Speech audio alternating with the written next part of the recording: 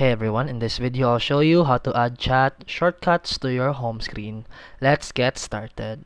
If you're trying to add Messenger chat shortcuts but it's not working, here's why or how to fix this fast.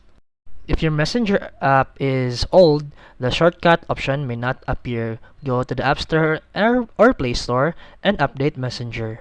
On some iPhones, Messenger no longer support adding chat shortcuts to the home screen, but you can pin chats in the app or use Siri shortcuts instead.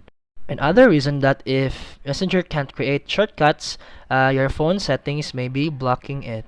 Go to Settings, Apps, then Messenger Permissions, and allow it to modify system settings.